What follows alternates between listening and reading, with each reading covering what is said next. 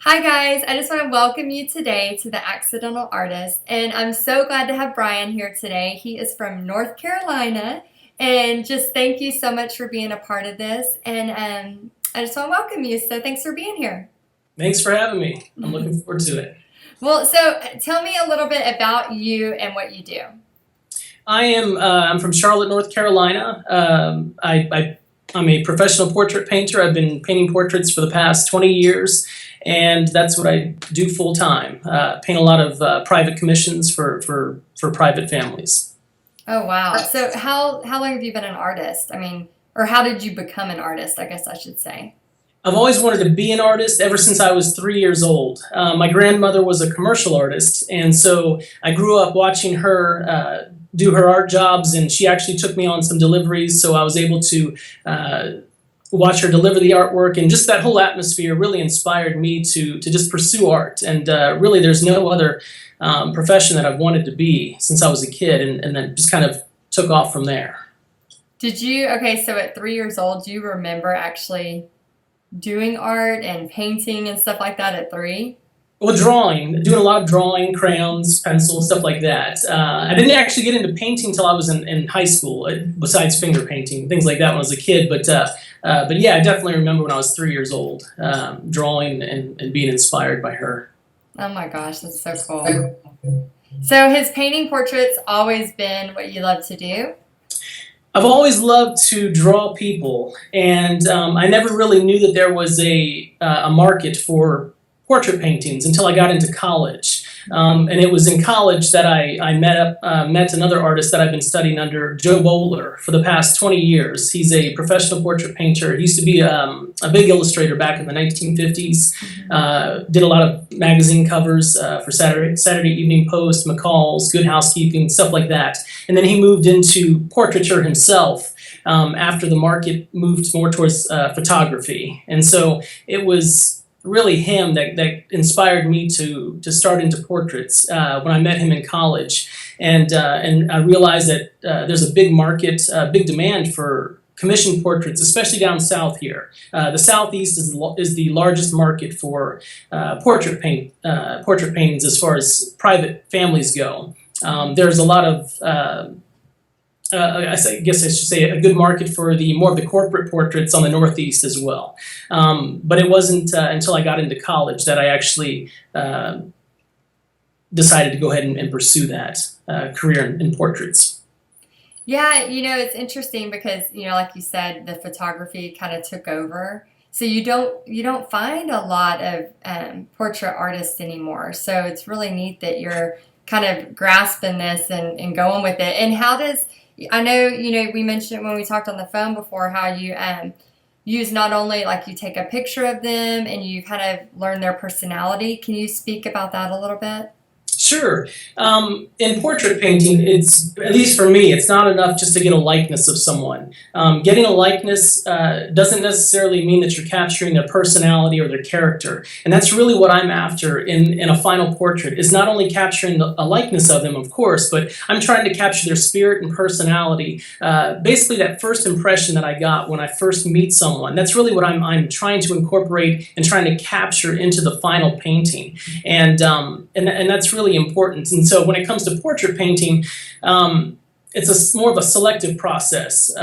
So I'm not just copying verbatim what I'm seeing in a photograph or the person in front of me. I'm being selective about what I'm trying to paint. I might emphasize one area or downplay other areas in order to bring out that character and that feeling for that person that I first got when I first met them. Oh, wow. And do you do prints sometimes if they're like if a family requested, or is it all just that one original and that's it? It's mostly the original. I have done for one family. I did some prints just because they wanted to give some to other relatives. But for the most part, it's just the original. So Oh, yeah, that's so sweet. I know my daughter's 8, and I'm like, oh, she's in this stage where her teeth are, that stage. And so I'm like, man, when she was 4, that would have been really, really good. 4 and 5 are really the ideal age for getting a portrait of a child done, because they're in between that baby stage and that grown up stage. They're kind of in the middle, and like you said, it's before they start losing teeth and stuff like that. So the majority of my commissions, I would say, are between 4.5 and 5-year-old children a lot of times. They're just so cute at that age. So cute.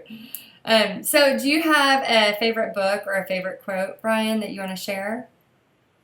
I'm an art book collector. I collect books, especially from late 19th, early 20th century painters. There are some quotes that have kind of stuck with me over the years. One is by an artist named Harold Speed. He wrote a couple of different books. One was The Practice and Science of Drawing, and the other was a book on oil painting. I'm not quite sure what the title of it is, but in that book, he says basically that every obstacle should be put in front of the aspiring artists, because it's only those artists whom you cannot discourage who are worth encouraging. And it was that saying that really motivated me when I was an art student, to be that student that no matter what happens, no matter how many times I got discouraged, to stick with it, because it's really important, especially in art, to not give up. If that was one thing that I could tell people, just don't give up. Mm-hmm. And the other quote is by Joe Bowler, my mentor, the artist that I've been studying under. He told me early on that the learning is in the doing. And when it comes to painting, a lot of times artists get frustrated because they're not seeing the instant results that they want to, especially when it comes to painting. They're so used to being able to control a dry medium like pencil or charcoal, and they get really good at that. But when they move into painting, it's a different language, and they're having to think differently, and they often get frustrated. And a lot of people, a lot of artists drop out, so to say, when it comes to painting, because it's uncomfortable at the beginning. But the learning is in the doing. It really is. The more you do it, the more mistakes you make, the better you'll get at painting. Some of the greatest painters, the reason that they've gotten to the stage that they're at is because they've made just about every mistake that they can in the book. And after making so many mistakes, you learn what not to do, and you learn a better way of doing it. And I can't stress enough how important that saying has been to me over the years. So do you still, and that's wonderful, by the way, I really, if you don't mind, can you repeat the first quote one more time? I just couldn't take it all in whenever you were saying it. Harold Speed, he said, let me see if I can say it again. I know, put you on the spot. On the spot. He said that every obstacle should be put in front of the aspiring artists, for it is those whom you cannot discourage who are worth encouraging. And and it's so true. Mm-hmm. When it comes to art, you have to. I feel like you have to have a passion for what you do. If that was another thing that I could tell artists would be to find out what you're passionate about and pursue that. Whether it's painting portraits, whether it's doing landscapes, whether it's drawing comic books, whatever it is, if there's something that you're passionate about, it will show in your work. When you're not passionate about something, people can tell. Paintings in any artwork, really, in any visual artwork, reveals so much more about the artists themselves than about the subject that they paint.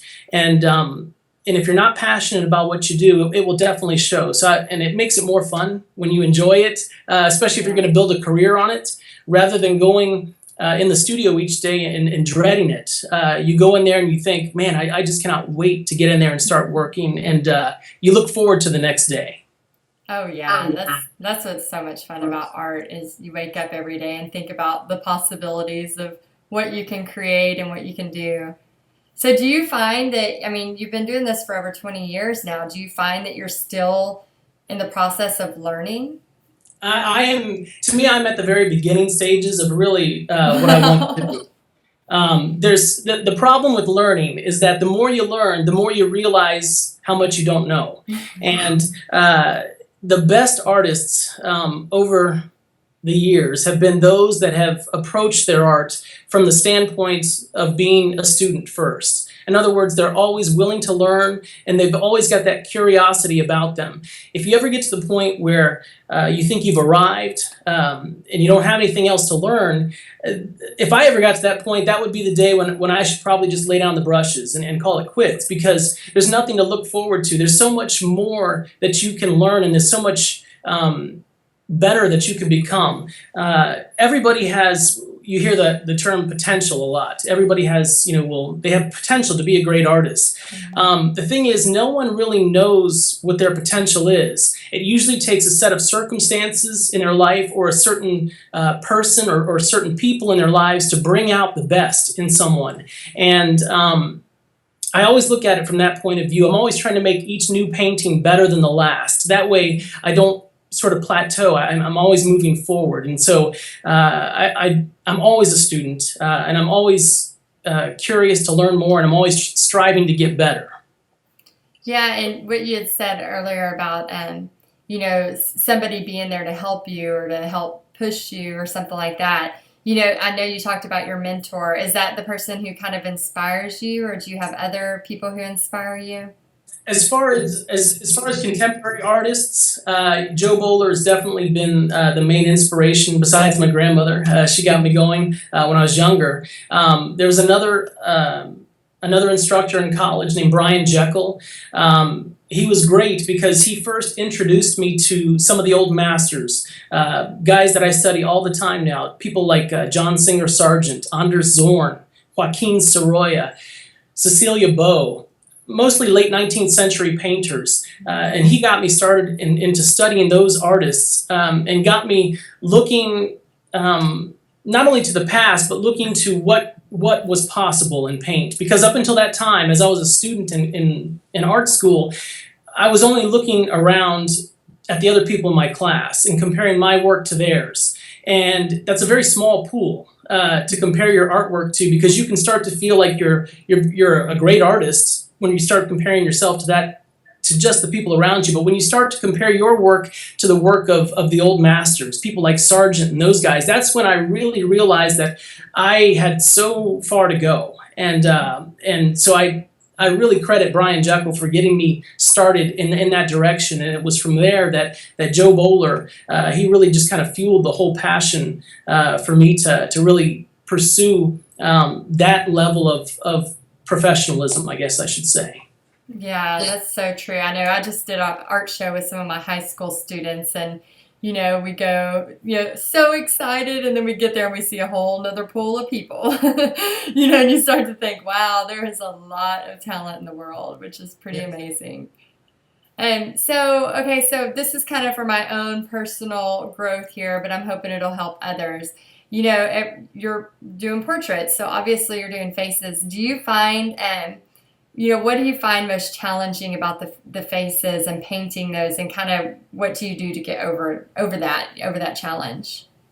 It's really, it goes back to what we were talking about earlier. It's that personality and character, really trying to go beyond the likeness. And so a lot of times I will find myself putting in a lot of detail, at the beginning stages, even halfway through a painting, only to realize that in the end, the final stages of a painting are the most difficult, because it's really an editing process. And so a lot of times I'm taking out a lot of the details that I've put in there before, just to try to simplify things in order to better convey that personality and that character. It's really that the final stages of a painting, to me, are the most difficult. Trying to get it to look easy is not easy, and that's really one of the goals of an artist is to try to make it look easy. But Sargent, again, I go back to John Singer Sargent. He's one of the greatest portrait painters. That's why I'm always referencing him.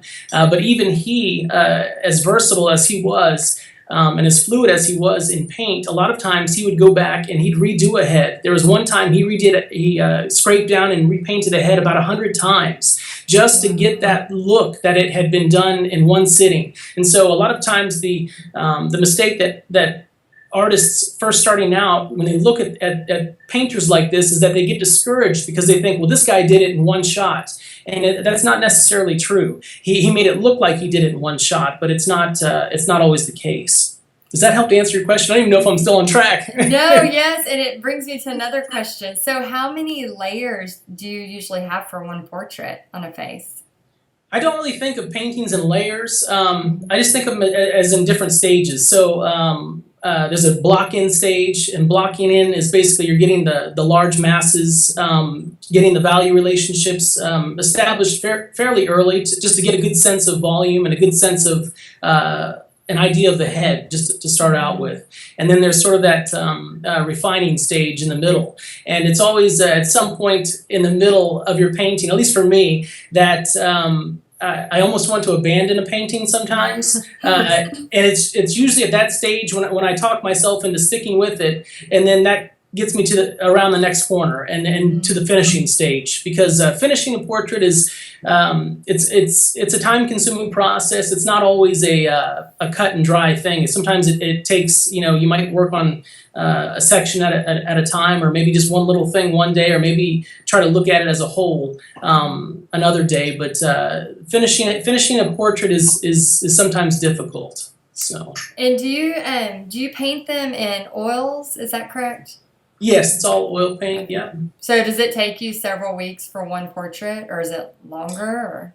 I'll usually spend about a month on a portrait, and that's working on several portraits at a time, so it's not working on one portrait every single day. I learned over the years that if I work on just one portrait at a time, I start to get tired of working on it, and I'll start to make mistakes. And the more you look at a painting, the more you keep working on a painting, you'll make mistakes, but you won't realize it until it's too late. And so a lot of times you'll go back the next day and you'll think, oh, I wish I would have stopped yesterday at this point when I felt good about the painting, rather than trying to take it to a further stage and end up ruining it. And so I've learned that usually I'll stop on a painting during the day if it's going really well and I'm feeling really good, then I'll go ahead and stop, because it's probably a good stopping point.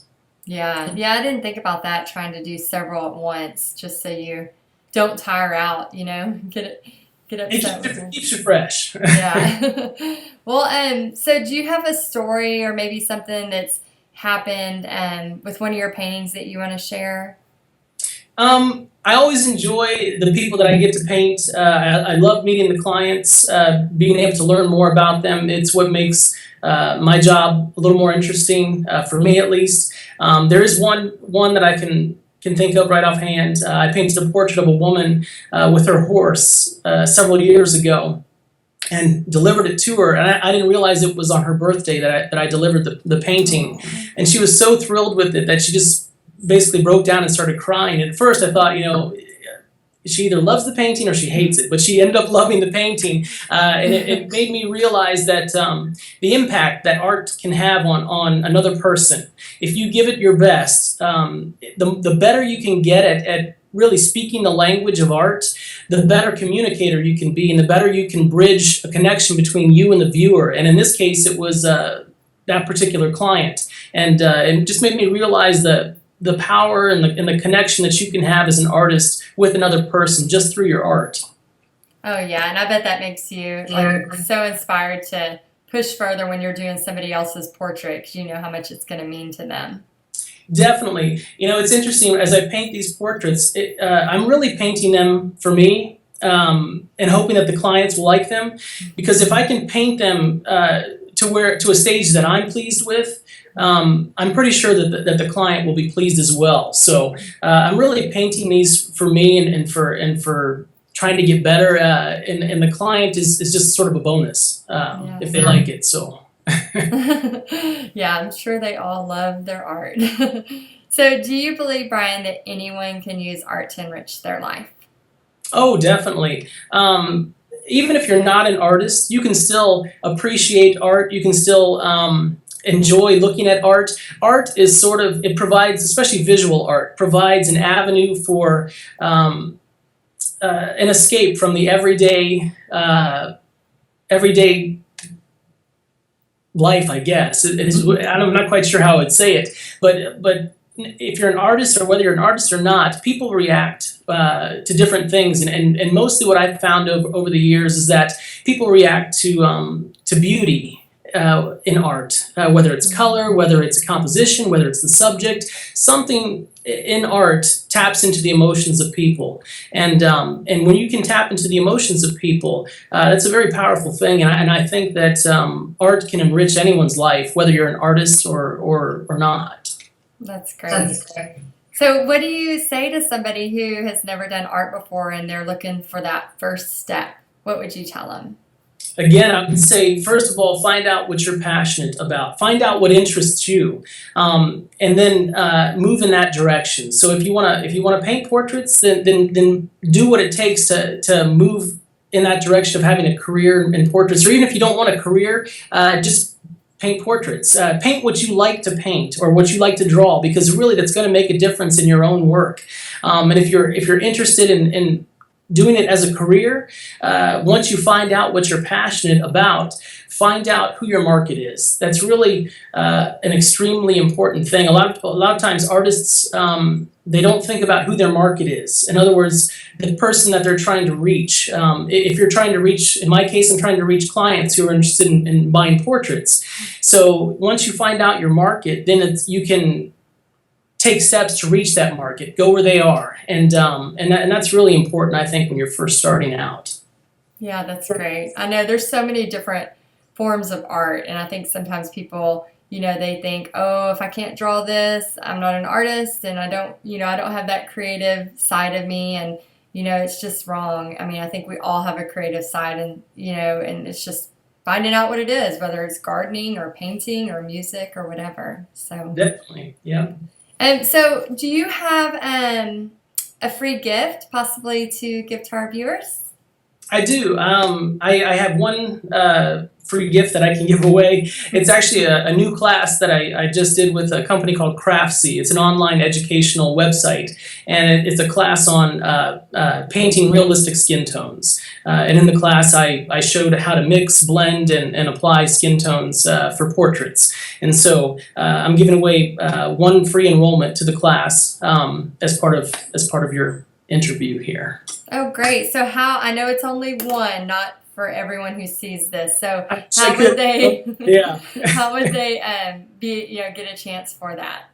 Just go ahead and you can email me at brian@brianneher.com and just put a heading on your email to say that you want to enter the portrait class giveaway, and I'll choose a winner and announce that on my blog, and then contact the winner as well. Oh, great. Oh my gosh, I'm going to have to try to put my name on that too so I can learn some more portrait techniques. All right, well, thank you so much for your time. Do you have any final thoughts before we go?